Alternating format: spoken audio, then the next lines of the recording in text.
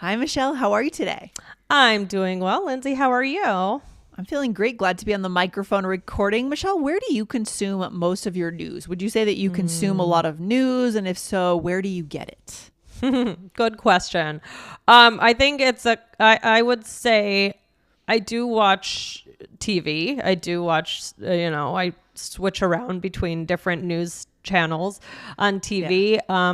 I also will read articles. I don't want to say social media. That's a whole other topic, but I will find out about things on social media and I take it with a grain of salt.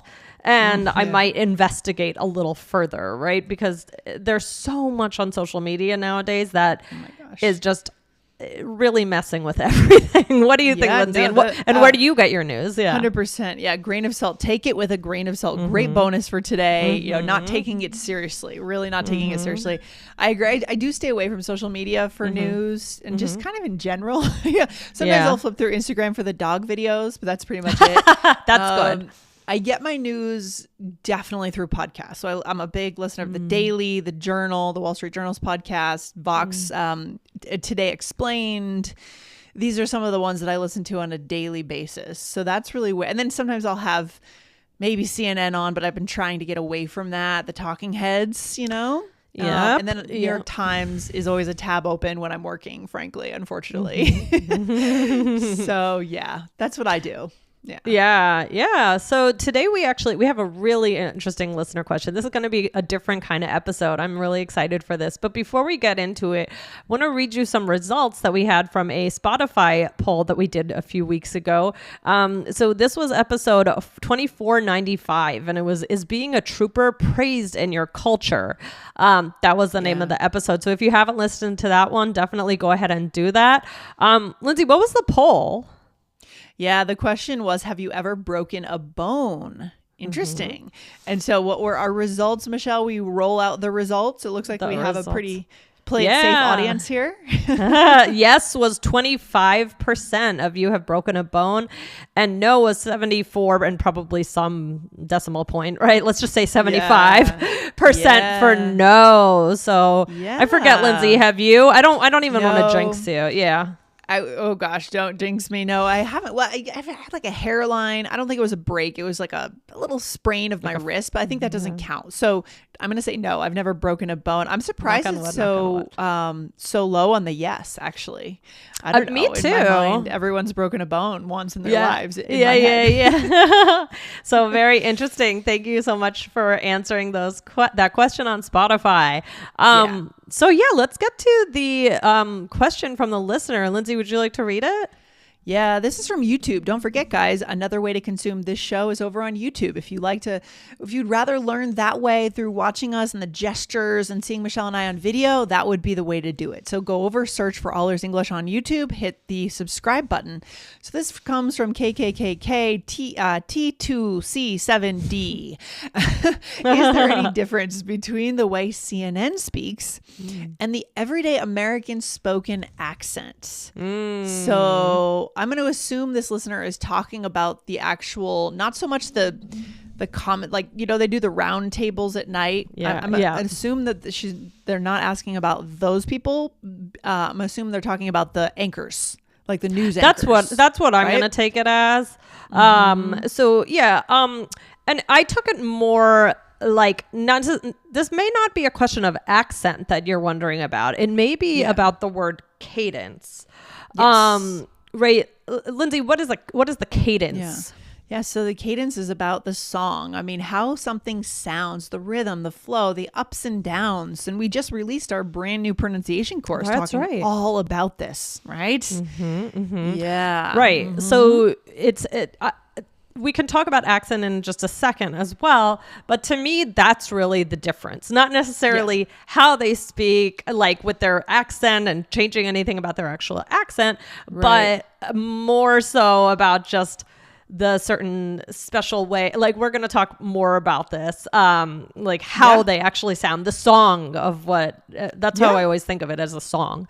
And I think there's a lot of secrets for our listeners in cadence and rhythm on how to be clear, less so in accent, right? Because there's so many accents in the world, and even in the US. What is an American accent, Michelle? Is it a Michigan accent, which sounds very different from a Texan accent? Is it a New York accent, Boston accent?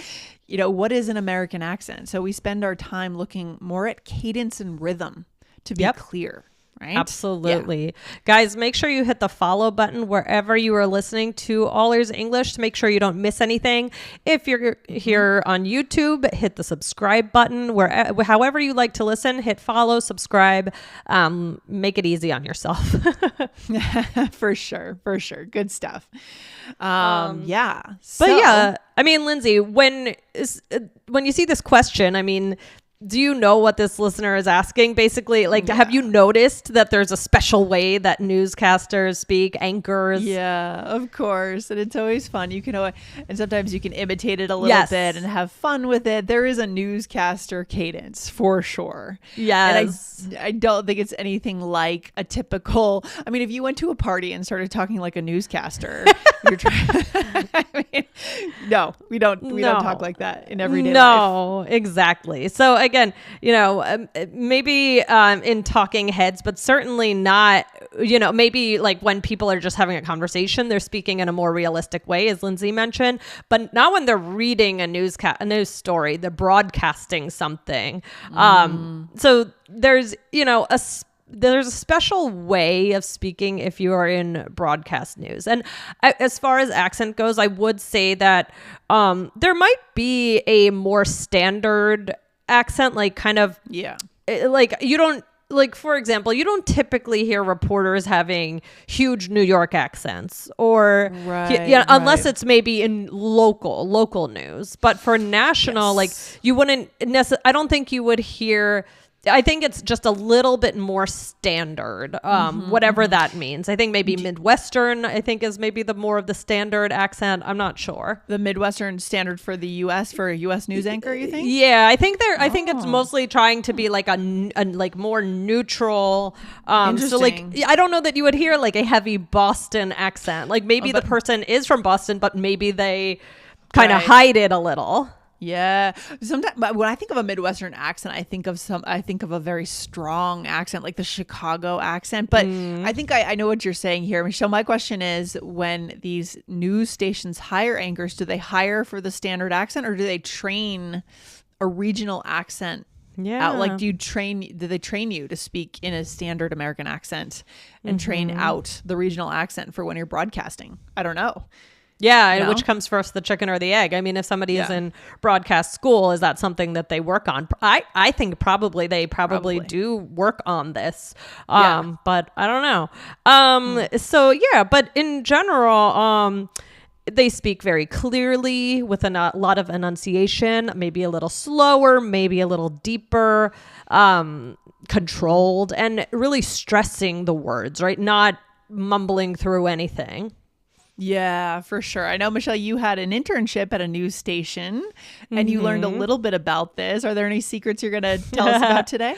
Well, I'll put on my news voice for you later. But yeah, I mean, again, just kind of what I said, I remember speaking deeper, pausing in certain places, really stress out the words, a lot of enunciation, right? So maybe a little less connected speech, things like that. But, I'm sure if you ran into one of these, I mean, like, for example, let's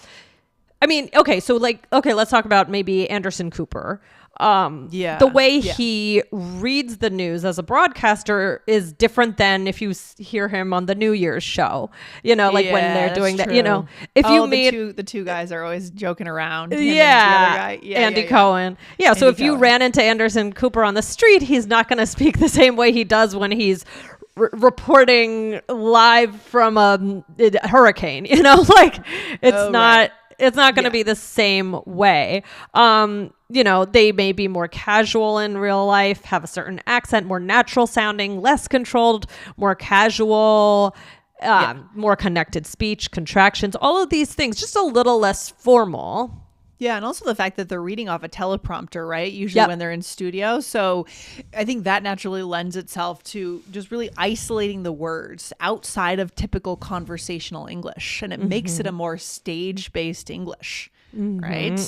Exactly. And yeah, exactly about how formal the language is. So many different things to think about here. But so, for example, if I said like for all ears English, I'm Michelle Kaplan, right? So that would be if I'm reporting and at the very end, or like, for example, here's another one. Today in New York City, a new hot dog shop opened and everyone is in line to try it, right? You have... And imagine you going to a party and saying that. Right. Hello, I'd like to tell you about this new hot dog shop I tried. They'd be like, Michelle, are you okay? Like, what's happening? Right? Funny. I mean, it also goes along. I mean, even Lindsay, when we use an announcer voice sometimes when we're doing the titles. This is an all ears English podcast. You know, there's a different cadence. I'm not going to say this is an all ears English podcast. Hi, I'm Michelle. It's a title. No, right. It's a title. It makes sense. It deserves to be a little bit elevated. Right. And another thing that I always love is newscasters you might hear, they use a lot of puns in stories, like very cheesy type. Oh, yeah. It's always like, like at the end, it's especially of human interest stories. There's always some sort of. Yeah. Okay. I know what you're talking about. It's so funny. Yeah. But just a lot of fun to listen to. But are those puns written into the script or do they make that up on the spot? Is that. I think both. I mean, sometimes I think again, it's more on the end of like more human interest stories. So you know, the fluffier things like dogs rescued or something. Right. Exactly. So you might kind of, especially in local news, you might hear some pretty cheesy things on the news when the stories are lighter. So kind of interesting. You can look out for those. Yeah, really interesting. All right, Michelle. So let's teach some idioms today. We've talked a little bit about so the answer for our listener is it's completely different, right? I mean, that newscaster cadence is going to be very different but it's not really about accent. They use a standard accent usually, but it's more about delivery, rhythm, cadence. But don't go to a party speaking like a newscaster is kind of my takeaway so far in the episode. Yes, exactly. Right. Yeah. Don't learn to speak like a newscaster unless you're actually going into that field. Yeah, don't shadow. It doesn't hurt to be able to do it, but don't use that as your primary material. If you're shadowing, use something like a podcast, like what we're doing here. It's a much more natural cadence going on, right? Exactly. So we're just going to talk about some expressions you might hear on the news that it is possible that some of these you might hear also in a different way, but they come from the news. So, Lindsay, what's the first one?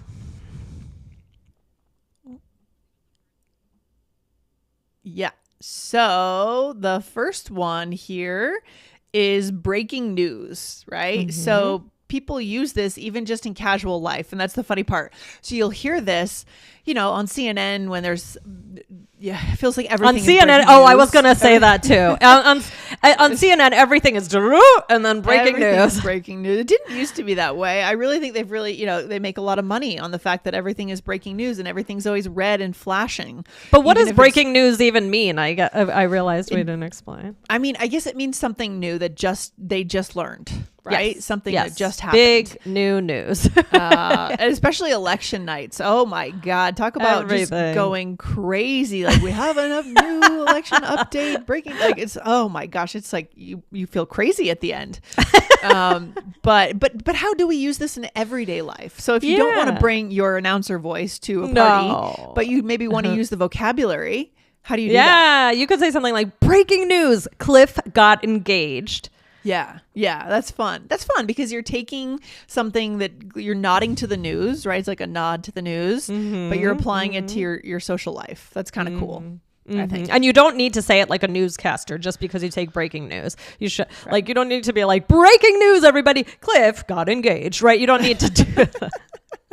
No. Totally. Yeah, your cadence was the first time you demoed it, it was clearly not using that announcer voice, right? Right. Yeah. Right. Right. So the next thing is on the record or off the record. Yeah.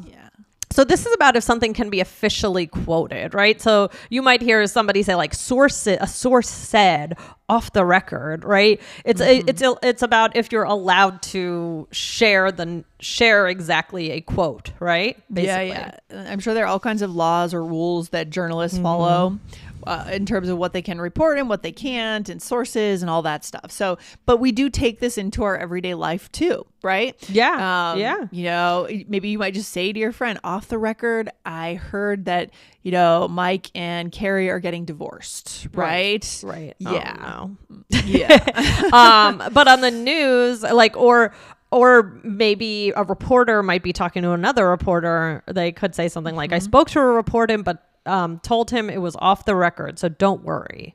Yeah, perfect. Okay. So that's one. And then the last one, Michelle, is what? Back to you, right? And do we use this in regular life? Not so much. I mean, you could as a joke. Yeah, you could as a joke, but you need to make it a joke, right? So sometimes things mirror another environment so much that we actually need to make it a joke for it to work. Does that make sense? Yeah. Like it's so much about the anchor space back to you that if you don't sort of say it in a silly way, people will be like, does she think she's on the news right now? Like what's happening? I'm like, there goes that girl who's always thinks she's on the news. Oh God, this episode's cracking me up. It's cracking me up. Yeah. So what would that sound like in a socially acceptable way? Let's say at a party. What do you think? Well, I mean, like, let's say we're all, around and maybe you kind of interrupted someone. You interrupted this guy named Chris and you took the attention. Then you might just say, okay, sorry, back to you, Chris. Right? Yeah. All right, good stuff. So let's do a role play, Michelle. What are we doing in this role play here? Do we have any we are reporters. We are reporters. Uh-oh. Okay, let's see if I can do it. You have all this experience. I don't know. So here we go. I'm at the anchor desk and you are on the scene. So you are at whatever. Okay. Yeah. So okay. I'm the one that gets to stand out in the hurricane, right? Yes, exactly. Okay, here we go. All right. God. Okay, so we are going to take you over to Lindsay McMahon, who has breaking news. Lindsay? Thank you, Michelle. I just spoke to a source off the record who said the shop on 33rd is officially closed down. We'll have more information as the night goes on. Back to you, Michelle. Okay. How was that? I give it a C-, right? No, I thought that was good. No, exactly. And but you weren't speaking in the same way that you're used to, right? No, it wasn't even the normal cadence for this podcast, right? There was something elevated about it. I mean, you are on stage and you're right. You're punching each word a bit more. You're really being thoughtful about which words are going to get kind of elongated or get more emphasis in the sentence. Yep, exactly. So really interesting. So let's go through this. I said, take you over to Lindsay McMahon, who has breaking news. And then I said, Lindsay, right? They do that too. They'll just like say the person's name, Lindsay.